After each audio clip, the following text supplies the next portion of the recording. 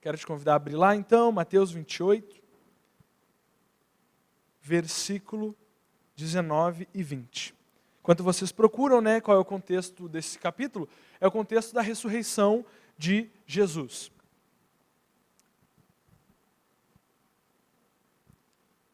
Jesus ressuscitou, a tumba estava vazia. Vamos ler então esse versículo. Mateus 28, versículo 19 e 20. Então ali Jesus está falando com os seus discípulos, com os 11 discípulos. E se você observar, no topo ali talvez do começo do texto do 16, está escrito algo. A grande comissão. E esse é um termo que foi se popularizando ao longo do tempo. E a gente vai falar sobre ele hoje. Versículo 19 diz assim, Jesus falando, Vou começar ali do 18. Jesus se aproximou deles e disse: toda autoridade no céu e na terra me foi dada. Portanto, vão e façam discípulos de todas as nações, batizando-os em nome do Pai, do Filho e do Espírito Santo. Ensinem a esses novos discípulos a obedecerem a todas as ordens que eu lhes dei. E lembrem-se disso, estou sempre com vocês até o fim dos tempos. Por que eu orei sobre arrependimento agora e o que tem a ver com esse versículo?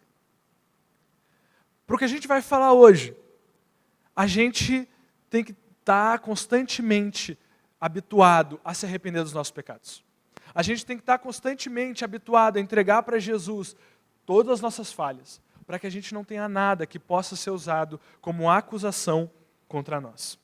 Aí eu te faço uma pergunta. Você pode responder, talvez, para a pessoa que está do teu lado. Se você fosse viajar por muito tempo e quisesse deixar uma mensagem para as pessoas que você ama, qual seria essa mensagem? Que mensagem seria essa? Fale aí para a pessoa que está do seu lado. Pense alguns segundos, reflita. Cara, tu vai pensar numa mensagem. Cara, tu vai sair por anos, vai desaparecer por anos.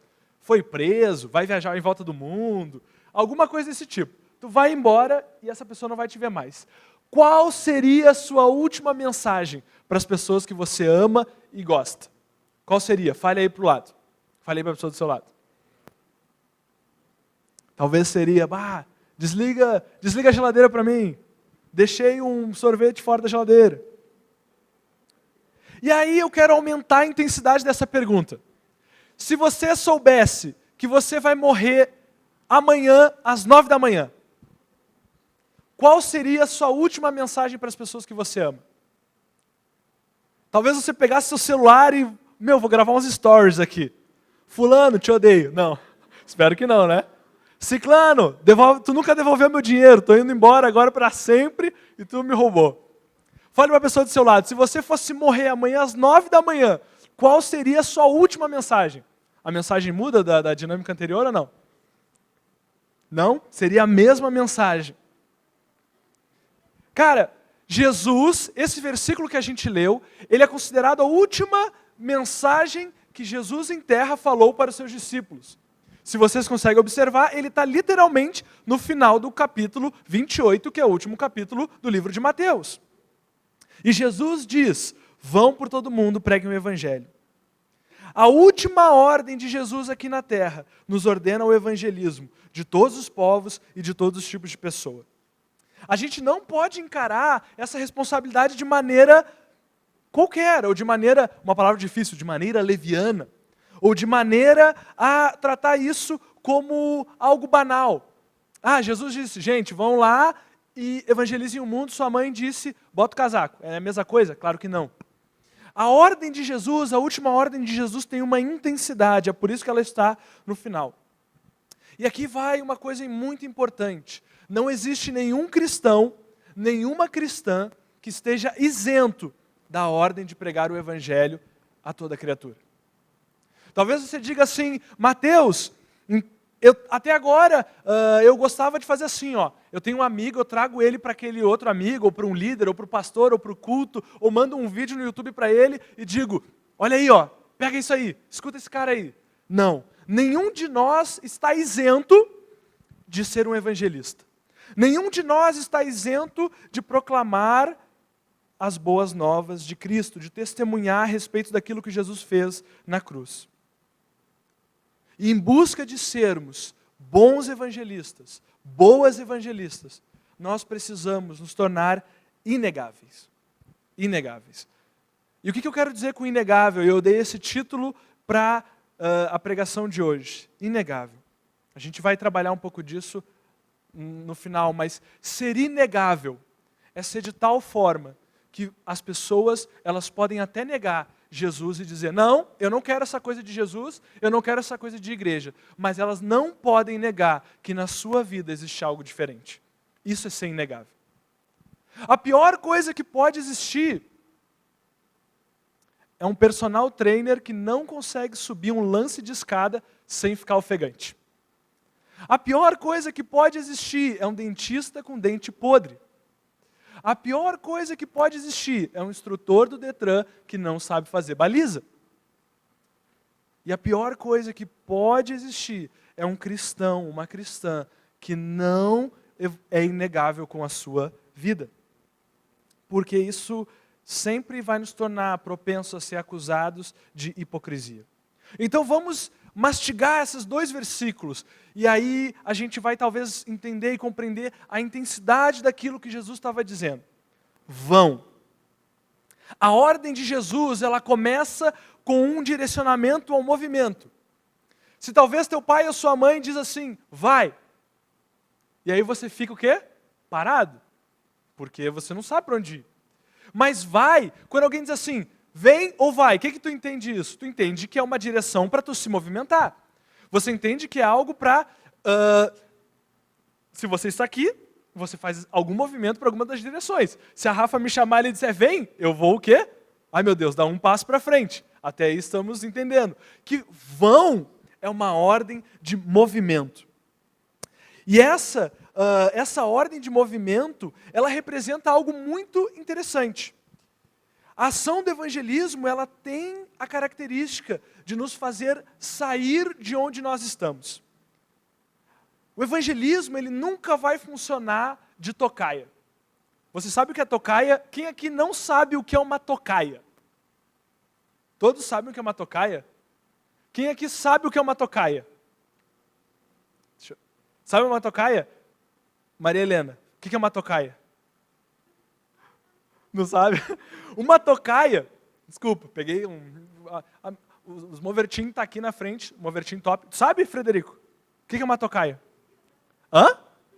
É tipo espionar. Tu pode ficar ali, olhando à distância, esperando um alvo. Uma tocaia é um ataque, é uma emboscada em que a pessoa que vai ser atacada, ela não sabe que vai ser uma vítima. Evangelismo não é tocaia. Evangelismo não é emboscada. Não é como se você esperasse uma pessoa assim, passar na esquina e tu, o Senhor te entregou nas minhas mãos. Aceite a Jesus ou morra. Não. Evangelismo não é tocaia. Evangelismo não é, quem tu está fazendo aí? Estou esperando Jesus mandar o que é alguém aqui dentro da igreja. Não. Evangelismo não é tocaia. Evangelismo necessita que nós vamos a algum lugar. Necessita que nós saiamos da nossa zona de conforto. Esse ir, muitas vezes, vai representar sair da nossa bolha.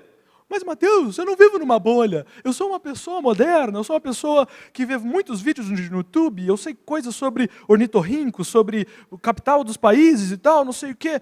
Mas muitas vezes a gente pode ter o mundo inteiro acessível nas nossas mãos e ainda assim viver numa bolha. Com o celular, você pode aprender todos os idiomas do mundo. Celular e internet. Mas você ainda assim pode viver numa bolha. E que bolhas são essas? Uma bolha, por exemplo, de cristãos. Imagina que você trabalha na igreja, tá? Logo, evangelizar seu colega de trabalho talvez seja uma função meio, que não faz sentido nenhum. Imagina que você trabalha num lugar que só tem crente. Ou você mora num sítio isolado do resto do mundo que só tem crente. Na Crentolândia. Quem é que você vai evangelizar lá? Ninguém. Porque, a princípio, todos já são cristãos. Claro que o evangelho é sempre constantemente pregado, mas ir necessita sair da nossa bolha. Vão, Jesus disse. A gente precisa sair da nossa bolha. Aí talvez, o que isso significa na prática? Significa sentar na mesa de pessoas que você normalmente não sentaria. Ah, Mateus, significa que eu vou falar com os meus amigos que são do mundo? Sim, vai jogar bola com eles, vai ser voluntário numa ONG. Eu falei no Mover Jovem último, gosta de cachorro? Quem é que gosta de cachorro? Olha aí, meu Deus, tem mais gente que gosta de cachorro do que sabe que é uma tocaia. Vocês gostam de cachorro? Cara, vai lá ser... Mateus, a gente vai fazer uma ONG gospel de cachorro. Não, e nem culto pet.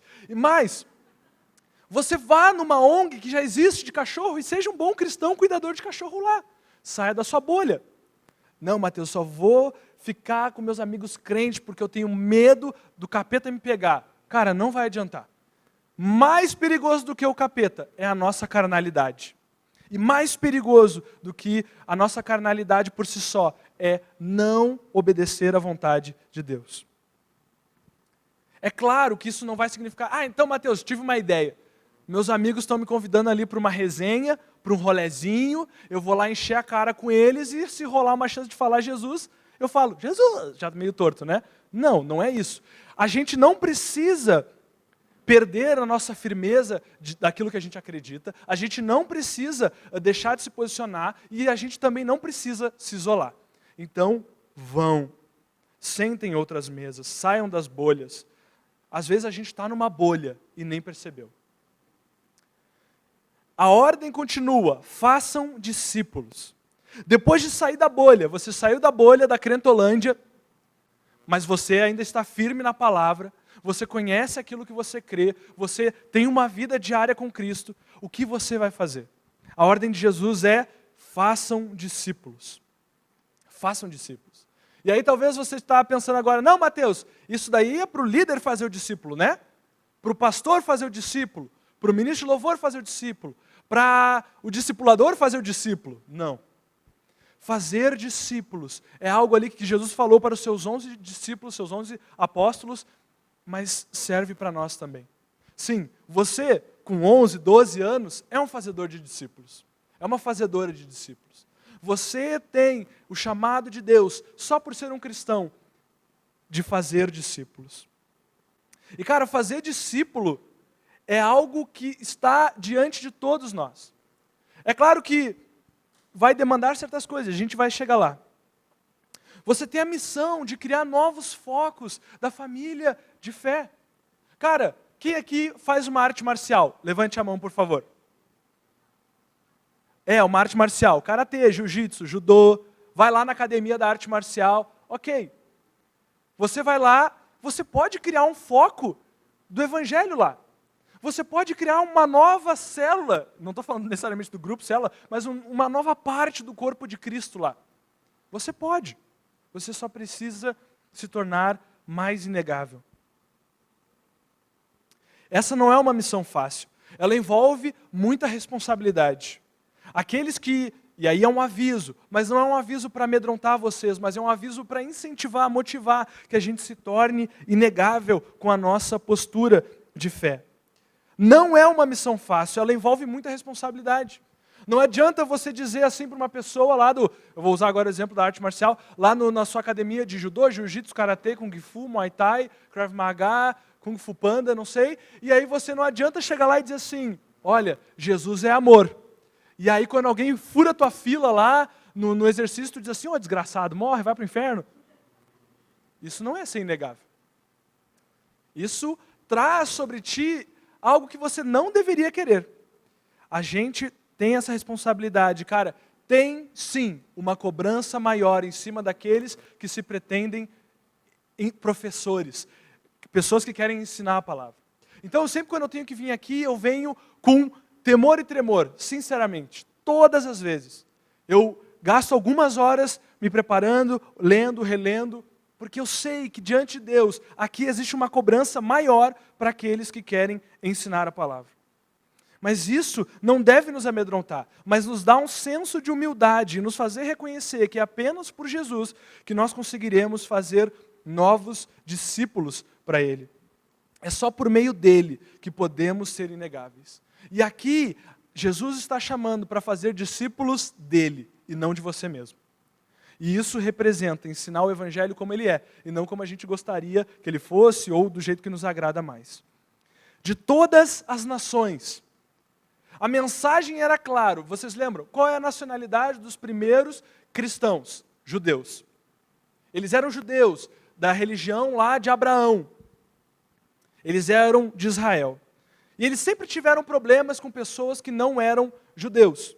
Mas a mensagem de Cristo naquele momento era clara. Não é apenas para Israel o Messias, mas é para o mundo todo. A palavra que é usada ali, quando fala nações, te dá a ideia de quê? De país? As Nações Unidas, né? Dá uma ideia de país, ok. Mas a palavra em grego que foi usada ali é etne, e significa pessoas que compartilham traços culturais semelhantes. Ou seja, não é apenas países, não é apenas nação, Brasil, Jamaica, Haiti, sei lá, qualquer outro país que você consiga imaginar, o seu país favorito. Não é só isso, mas é pessoas de todos os tipos de cultura, de todos os tipos de gosto. E aí eu te convido a pensar, que talvez tu diga assim, mas Mateus, aqui no Brasil eu só conheço brasileiros. Mas dentro das bolhas que nós criamos e muitas vezes nós vivemos, existem tribos diferentes, etnias diferentes. O que eu quero dizer com isso? No colégio de você, agora no seu colégio, no colégio de você, nos colégios ou nos círculos entre amigos, as pessoas se dividem às vezes por gostos semelhantes? Sim ou não? No colégio existem tribos diferentes, digamos assim, nações diferentes. Tem o pessoal, por exemplo, vou me datar, tá? Na minha época, tinham algumas espécies de ser humano no colégio, tá? Tinha o pessoal emo. Vocês sabem o que é emo? Os mais novos sabem o que é emo? Sabe o que é emo? Sabe mesmo? Não? Cara, alguns não sabem. É uns cabelinhos assim, umas franjinhas. Não necessariamente. Ó, viu? Olha o preconceito da bolha. Mas havia os emos, haviam ainda os últimos góticos. Góticos eu nem sei se existem mais.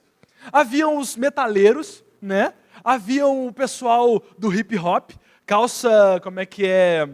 Aqueles tênis tipo lancha, assim, sabe? Gigantescos. Estou falando uma coisa que os mais novos não vão conhecer, mas como é que eram aquelas marcas XXL? Uns moletomzão assim, umas calçolas gigantes. Tênis da Riff, entendeu? Cara, existiam várias tribos.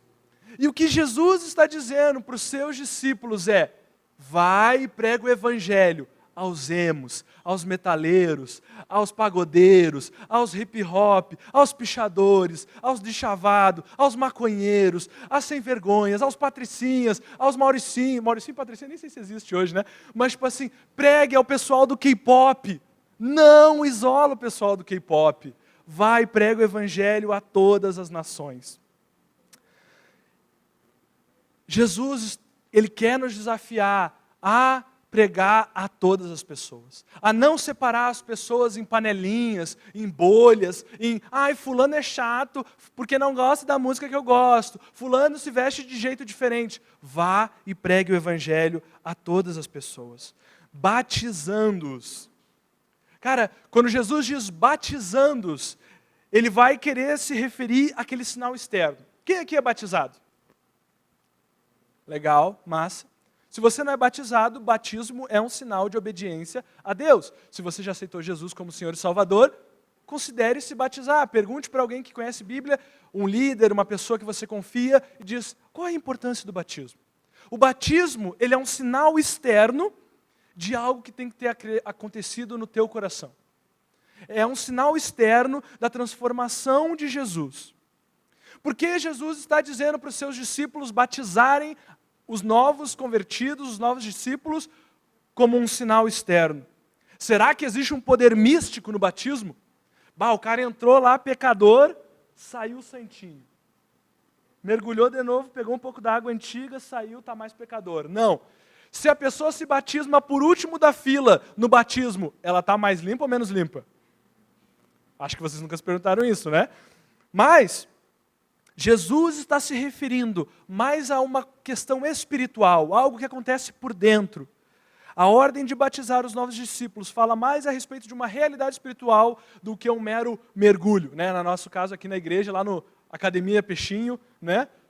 Quem é old school aqui se batizou lá numa sanga lá, mas agora quem é moderno se batizou no Peixinho, na água com cloro. Mas Jesus está falando mais de algo espiritual. É uma lembrança de que tem que haver uma transformação entre a velha e a nova natureza. Então, quando Jesus está dizendo batizem-os, Ele está dizendo que Jesus espera de seus novos discípulos transformação de vida. Se eu te perguntasse agora, não vou perguntar, pode ficar tranquilo. Como é que funciona a conversão de uma pessoa? Como é que funciona? Diz aí para a pessoa do lado, o que você acha que... Como é que, assim, vou te converter, o que eu preciso fazer? Diz aí para a pessoa do lado o que ela precisa fazer para se converter.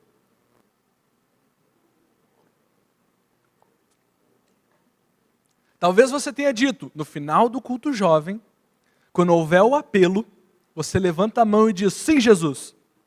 Se você pensou isso, ou isso fez parte da sua resposta, está errado. A conversão, ela não é fruto de dizer sim, Jesus. Ela é fruto da transformação do velho homem, da velha mulher, do velho guri, da velha guria, para uma nova criatura. Tem que haver uma transformação. E é isso que o batismo representa. Sem essa transformação, não tem conversão. Não basta apenas levantar a mão e dizer, sim, Jesus. Tem que haver uma devoção, uma entrega e uma separação da velha natureza. Por isso que eu disse, peçam perdão se existe algum pecado ainda em aberto, porque nós temos que estar em luta contra a nossa velha natureza. Em nome do Pai, do Filho e do Espírito Santo. Jesus diz, batizem em nome do Pai, do Filho e do Espírito Santo. Para nós, isso é uma coisa comum hoje em dia, né? A gente fala em nome do Pai, do Filho e do Espírito Santo. É uma coisa quase banalizada entre nós. Mas para os discípulos, que eram judeus de origem, chamar Deus de Pai não era uma coisa comum. Falar do Espírito Santo, aquele que tinha sido prometido lá no Antigo Testamento, também não era uma coisa tão comum assim. E o que Jesus está fazendo ali é se colocar junto com Deus e o Espírito de Deus. Não é à toa que a Trindade é citada ali. Em Cristo, nós temos a revelação completa de Deus. Já não há necessidade de ser revelado mais nada. Em Cristo, Deus revelou o que Ele queria revelar para que nós o conhecêssemos. Assim, então, se alguém diz, Deus me revelou uma nova doutrina, fora. Se vier o Mateus aqui um dia e disser, agora eu falei com Deus, eu subi no monte e lá eu tive uma visão clara. Todo jovem tem que usar camisa estampada de manga curta. Discípulo William, glória a Deus pela sua vida. Discípulo Lucas, glória a Deus pela sua vida. Cadê os outros pecadores sem camisa estampada? Tudo errado. Não existe doutrina nova além daquela revelada em Cristo Jesus e na palavra de Deus. Não existe. No Pai, quando Jesus fala, batizem-os no Pai, no Filho e no Espírito Santo, Ele quer dizer o seguinte, no Pai nós encontramos a graça que enviou Jesus para morrer pelos pecadores. No Filho nós encontramos o Cordeiro perfeito, o único que podia vencer a morte e pagar as nossas dívidas, as dívidas do nosso pecado. E no Espírito Santo nós encontramos o poder de Deus que nos transforma, nos limpa e nos regenera e nos garante que a obra da santificação vai ser completa. Então, não existe cristianismo sem a ação dessas três pessoas de Deus. Ensinem a obedecerem às ordens que eu lhes dei. Jesus não disse, comecem daqui e vão inventando a partir de agora. Jesus não disse, começa daqui e vai customizando o evangelho de acordo com cada país. No Brasil o evangelho tem uma cara mais pagode, tem uma cara mais samba, mais carnaval. Já lá nos Estados Unidos tem uma cara mais cowboy, sei lá, qualquer coisa assim. E aí por isso, não, Jesus disse, apontem eles sempre para mim, para aquilo que eu, Jesus, lhes dei. As ordens que eu, Jesus, passei. Jesus não nos chama para ensinar o que pensamos sobre Ele, mas sim sermos fiéis aos primeiros ensinos de Jesus. E cara, isso pode parecer uma coisa simples. Alguém aqui já pensou em ensinar algo diferente da Bíblia para um amigo? Se algum amigo perguntar assim, fulano, ciclano, Fabrício, me ensina algo da Bíblia. Aí o Fabrício disser, não, agora que eu vou criar a religião Fabriciologia, entendeu? E aí, já pensou nisso, Fabrício? Já? Te arrepende, irmão. Mas fora o Fabrício, eu acho que muitos de nós não conscientemente pensamos assim, eu quero criar um evangelho meu, um Mateus Gélio. Que horror essa piada. Meu Deus. Foco. Mas é muito fácil que a gente, de acordo com a nossa personalidade, foque em aspectos determinados do evangelho, distorcendo a mensagem completa. O que eu quero dizer com isso? Talvez, aqui alguns de nós tenhamos pais muito rígidos. Deixou o sapato fora do lugar, 5 socão na cabeça. Não baixou a tampa da privada, 6 varadas na cabeça também. Não me obedeceu, vai ficar sem comer uma semana. Talvez alguém tenha um pai assim, né? Ou talvez só foi criado num lar muito rígido. E aí você escuta a doutrina da graça que perdoa aqueles que não merecem ser perdoados, que nos perdoa. E você diz, é isso aí, cara. Eu só vou ensinar essa parte do evangelho. Fulano, não precisa mais se preocupar, tá? Pode fazer bobagem assim, a rodo. Tá perdoado, tá? Graça de Jesus para ti, graça e paz, irmão. Vai lá encher a cara assim, fica com todo mundo, e azar, entendeu? Talvez você vai focar, ou talvez você é uma pessoa que é pelo certo. Tem gente, a minha esposa inclusa, calma, não vou te desclanchar, mas talvez você era uma criança que gostava que as regras do jogo fossem respeitadas. Não trapaceia no banco imobiliário, não trapaceia no Uno, senão a fúria vai cair sobre ti. E aí você quer que... Não estou dizendo que tu é assim, tá, querida? Mas aí você viu ali no Evangelho que Deus é justiça. E aí o que tu gosta? Pecou? Tu vai pro inferno. Tu vai queimar na laje do capeta. Estou apontando para ninguém, tá, gente? Calma. Talvez você acabe enfatizando certas coisas que lhe são mais... que apetecem mais, que são mais palatáveis para você, que você gosta mais na Bíblia. Não pode ser assim. Jesus deu uma mensagem completa para as nossas vidas e Ele quer que os seus discípulos evangelizem de forma completa.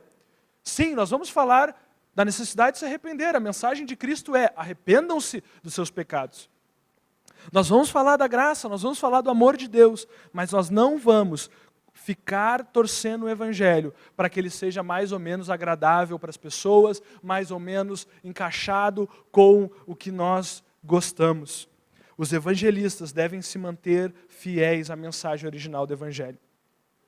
Estou sempre com vocês. Cara, absorve essa mensagem por alguns segundos. Jesus usou no grego lá original, está escrito eu. Jesus disse, eu, Jesus, estarei sempre com vocês. Ele não disse o arcanjo Miguel, o anjo da guarda Joaquim, o arcanjo, sei lá, o querubim tal. Ele não é ele que vai estar contigo, é Jesus. Eu estarei com vocês. Jesus disse, eu vou estar com vocês. Cara, evangelizar bem é difícil. Se eu dar um bom testemunho no colégio, é difícil. Não fazer bobagem é difícil. É difícil. Eu faço bobagem também. E às vezes eu fico chateado comigo mesmo de tanta bobagem que eu faço. Mas eu tenho que me lembrar que eu jamais estarei sozinho, porque Jesus prometeu que Ele estaria conosco. E aí Ele diz, até quando que eu vou estar com vocês? Até o fim dos tempos. Até o fim dos tempos Jesus vai estar conosco. E a palavra que aparece lá em algumas versões diz assim, para sempre. Em outras versões vai dizer até o fim das eras, porque essa é a palavra que está escrito lá, um dos significados possíveis para a palavra no grego. É até o fim de todas as eras da humanidade. Jesus estará conosco. É uma promessa dele. E ele não falha. Sabe quando aquele teu amigo disse, não, eu vou lá jogar bola contigo, e ele não foi, furão, ou furona, ou disse assim, entra na cal aí fulano, e tu ficou esperando. Ou vamos jogar aquele LOLzinho, entra aí para jogar um COD, um Free Fire. E ele não entrou, chinelão, chinelona. Jesus não é assim. Jesus nunca nos abandonará até o fim dos tempos. Essa é a mensagem de vão e preguem o Evangelho. E para isso, encerrando, é fundamental que nós sejamos inegáveis. Que nós sejamos inegáveis com a nossa vida. Diante de tanta beleza e profundidade, nessa última ordem de Cristo aqui na terra, nessa última mensagem, pode ser até difícil e parecer demais para a gente. Cara, como é que eu vou pregar? Olha o que o Mateus falou, é muito difícil, eu não vou conseguir. E é difícil mesmo. Talvez os discípulos naquele momento, eles sabendo, imagina cara, Jesus tinha morrido, ele aparece de novo, ressuscitado, e aí os discípulos felizes, e aí Jesus está dizendo, estou indo embora. Ah não, tu recém voltou Jesus. Não, fica com a gente, olha só, tu é um cara que veio dos mortos. Eu te apresento para minha mãe, ela vai achar incrível. Entendeu? Jesus estava dizendo, estou indo, apenas de corpo, mas eu vou ficar com a minha presença, e a minha presença vai ficar com vocês. E o incrível disso é que para os discípulos também pareceu pesado. Lembra? Eles eram pescadores, eram homens simples, alguns eram cobradores de impostos, outros tinham um pouco mais de educação, mas eles eram homens e mulheres simples, assim como nós. Talvez alguém seja um gênio, maravilha, glória a Deus, mas a maioria de nós somos homens e mulheres comuns. E talvez essa missão de pregar o Evangelho pareça uma sobrecarga, e a gente pode se sentir insuficiente diante dessa tarefa. Amém, porque nós somos. A palavra de Deus é mais do que suficiente, mas nós somos insuficientes. É nesse momento que a gente tem que olhar para Jesus, para o nosso Salvador, e dizer, Cristo me torna inegável. A gente tem que se tornar inegável. E cara, eu digo assim, Mateus, do que tu está falando sobre ser inegável? Calma. Nós precisamos chegar a tal ponto das nossas vidas, a tal ponto de devoção. E alguém sabe aqui o que significa devoção? Ser devoto é ter uma prática diária daquilo que a gente crê. É ler a Bíblia, é orar, é buscar a santidade, é buscar obedecer a palavra dele. Nós temos que ser devotos e entregues de tal forma a Cristo, que a presença de Deus nas nossas vidas e a presença dele seja inegável. E eu não estou dizendo que você vai brilhar assim, de purpurina, entendeu? Que as pessoas vai estar escuro uma sala, tu vai entrar e a tua cara vai estar que nem um LED. Não estou dizendo isso. Mas nós precisamos nos tornar inegáveis. A salvação é uma obra de Deus. A santificação é uma obra de Deus também em nós. Mas cabe a nós, cabe a cada um de nós, o esforço de nos tornarmos boas testemunhas. Nós somos embaixadores de Cristo. Nós somos representantes de Cristo. Quando seu amigo, sua amiga pergunta, mas Jesus é como? E você já disse que você é cristão, você é a coisa mais perto de Jesus que essa pessoa vai ver. Você é a coisa mais perto de Jesus que o seu colega de trabalho vai ver, que a sua mãe que não é crente vai ver, que o seu pai que não é crente vai ver. Você é a coisa mais perto de Jesus que muitas pessoas vão ver. E por isso, nós precisamos ser inegáveis em nossas atitudes, inegáveis em nossas palavras, inegáveis no nosso amor, inegáveis na nossa devoção. Seja inegável nessas coisas, seja inegável na sua atitude, seja inegável nas suas palavras, seja inegável no seu amor com as pessoas. Não sejamos hipócritas, cara. Ninguém gosta de hipócrita. Ninguém confia no hipócrita. E eu não estou falando aqui de perfeição, eu estou longe de ser imperfeito. Querem saber o quão longe de ser imperfeito eu estou? Pega 5 minutinhos, paga um café para minha esposa ali e pede o BO. Entendeu? Eu tenho vários defeitos, cara. E eu conheço eles. Deus conhece eles também. Mas eu tenho que lutar. E, cara, quando eu digo ser inegável, eu digo, por exemplo, vou preparar aqui a pregação. Não é chegar da noite para o dia e papum, falar o que eu lembro da escolinha dominical. Ser inegável nesse caso significa que eu vou me dedicar, eu vou estudar, eu vou me esforçar, eu vou tentar entender, eu vou orar, eu vou ler e reler, para que quando eu chegar aqui vocês recebam o alimento da palavra da melhor forma possível. Como é se tornar inegável no seu trabalho para aqueles que trabalham? Poxa, tratar as pessoas bem. Se você é chefe, se você está responsável por pessoas, trate essas pessoas com amor. Se você é subordinado, trate seu chefe com respeito. Ah, Mateus, mas ele é o filho do capeta. Ele é feiticeiro. Ele faz isso, ele adora o diabo. Ele é ateu, chato pra caraca. Não importa que o teu amor com essa pessoa seja inegável. Todo mundo tem um amiguinho que é um ateu mala pra caraca. Quem aqui tem um amigo que é um ateu mala pra caraca? Eu tenho. Mais de 50 amigos ateu mala pra caraca. Deus te abençoe, cara, te fortaleça. Mas nós precisamos nos tornar inegáveis com aquelas pessoas que precisam ouvir o Evangelho.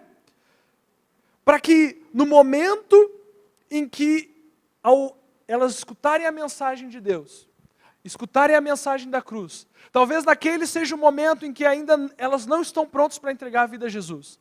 Mas elas não vão poder dizer que diante delas não tinha uma embaixadora, um embaixador de Cristo. E aqui, cara, uma coisa bem prática. Bem prática.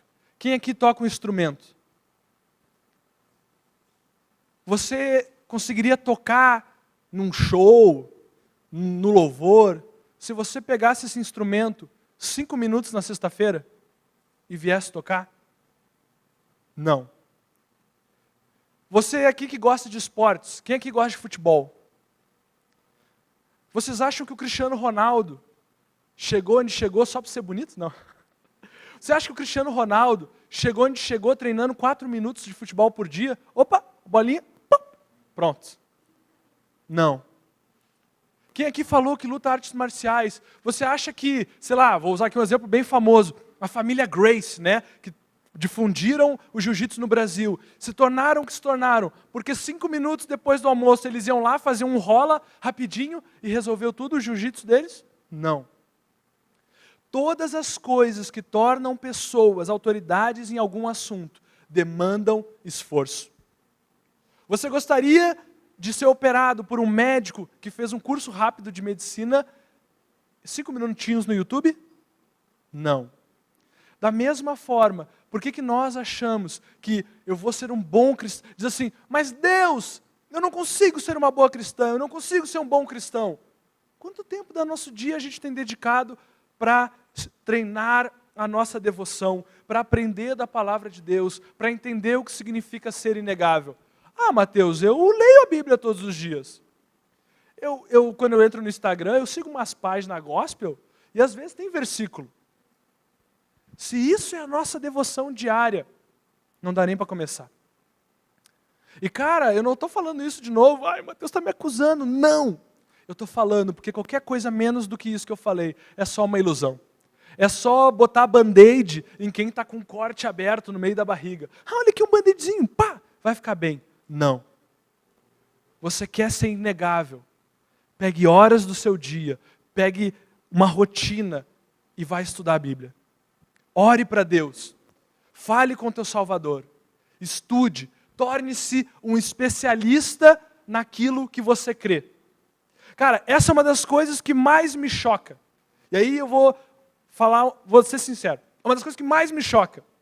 Nós dizemos que nós acreditamos em Jesus como Senhor e Salvador das nossas vidas, como um Deus de magnitude cósmica, que morreu na cruz e salvou milhões de pessoas e que quer nos salvar do inferno, e Deus é esse ser todo-poderoso que vê tudo, enxerga tudo, sabe tudo, e está acima do tempo, e nós achamos suficiente gastar 3 minutos com Ele por dia para agradecer o arroz e feijão. Cara, não tem como, não tem como. E diante de nós, gritando, para que nós tenhamos uma vida de devoção sincera a Deus, está Mateus 28, 19 e 20. Vão e façam discípulos de todas as nações e batizem eles em nome do Pai, do Filho e do Espírito Santo. Ensinem esses novos discípulos a obedecerem a todas as ordens que eu lhes dei. E lembrem-se, eu estou com vocês até o fim dos tempos. E eu quero realmente incentivar vocês. Não entendam isso como orgulho, mas eu quero que vocês me superem. Eu estou há alguns anos já, para falar assim de maneira, estudando a palavra de Deus, né? Ensinando ela no Mover Jovem. Eu quero incentivar vocês a me superar. Eu quero que quando alguém falar alguma mentira sobre o Evangelho, e eu não digo isso para, o Mateus sabe tudo, eu sei bem pouquinho, mas vocês conseguem me superar, me superem. Superem o pastor, superem os grandes mestres. Como vou fazer isso, Mateus? Com humildade, dedicação e estudo. É assim que nós vamos nos tornar inegáveis e aplicando aquilo que nós aprendemos. Se nós não fizermos isso, sério, não precisa nem vir na igreja. Se nós não formos fazer isso, não adianta nem fingir que é crente. Eu não falo isso de novo para botar peso, mas eu faço isso para dar real, tanto para mim que estou falando isso, quanto para vocês que estão escutando. Amém? Vamos ficar de pé rapidinho e vamos orar sobre isso. Seja inegável. Que quando alguém falar alguma mentira sobre um texto bíblico e dizer, mas por que tu não come porco? Por que tu come porco, se no Antigo Testamento diz que não podia comer? Que você tenha a resposta para isso. Se quando alguém tiver uma pergunta sobre a Bíblia, você possa sanar essa dúvida. Eu sei que é muito, e é muito mesmo, mas essa é uma missão para todos nós. Feche seus olhos. E fala com Deus, durante alguns segundos, como tem sido a sua devoção diária com Deus. E eu falo isso para vocês, e como alguém que não tem a devoção que eu gostaria de ter também. Eu quero estudar mais, eu quero ser mais organizado com o meu tempo, eu quero poder consumir mais a palavra de Deus. Como tem sido a devoção diária do seu dia? Tem sido só o sábado do Mover Jovem, o culto de domingo? Existem pessoas que precisam que o Evangelho seja pregado. E Jesus falou, olha, os campos estão brancos, muita gente precisando ser evangelizada. E a gente de brincadeirinha com a nossa vida. A gente achando que é piada. E tem gente essa noite cortando os pulsos para morrer. Eu quero gerar em vocês urgência. Eu tenho orado constantemente, e eu já falei aqui, para que Deus levante evangelistas nessa geração. Que vocês sejam pessoas que consigam levar o Evangelho a todos os lugares. E as portas do inferno não prevaleçam sobre vocês. Que Deus capacite vocês com dons para operar milagres, se for necessário, para que o nome dele seja engrandecido. Mas cabe a cada um de nós uma parte. Estudar a palavra. Como tem sido a sua devoção? E se você acha que a sua devoção tem deixado a desejar, se a sua devoção diária tem deixado a desejar, é provável que todos nós aqui tenhamos deixado de desejar. Todos nós aqui estejamos devendo em relação ao nosso tempo. Vamos orar juntos então. Peça para Deus, Deus, me ajuda a ser um crente melhor. Me ajuda a entender mais a Tua palavra. Me ajuda a ser um evangelista eficiente. Deus quer te usar para tirar pessoas da morte. Deus quer te usar, e eu não digo isso assim, Deus me revelou que Ele quer te usar. Não, a palavra de Deus diz. Pai amado, eu te peço, Deus, a começar por mim, me torna inegável, Deus. Me torna inegável com meus amigos do quartel. Me torna inegável com meus amigos que não te conhecem. Me torna inegável com meus familiares. Que eu possa ser, Deus, um bom embaixador, dar bom testemunho da Tua palavra e da Tua obra na cruz. E eu te peço, Deus, que o Teu Espírito Santo esteja incomodando cada um de nós aqui, Pai, como o Senhor me incomodou quando eu preparei essa palavra. Que nós saiamos daqui incomodados, cutucados, provocados a ter uma vida com mais devoção à obra de Jesus. E que cada pessoa que está aqui, que está dizendo para o Senhor, Deus, me faz uma ferramenta útil no teu reino, que essa pessoa possa ver os frutos da devoção dela ao teu nome. Que em nome de Jesus, essas pessoas possam ser usadas para formar células, para formar grupos que seguem a Cristo nos seus colégios, nas suas ruas, nos lugares que frequentam. Que o Senhor as use, Deus, para a honra e glória do seu nome. Se você quer isso para a sua vida, diz, Deus, eu quero. Deus, me perdoa por não ter sido fiel com o meu tempo. E que o Senhor possa nos usar cada dia mais para evangelizar e pregar o Evangelho de Deus.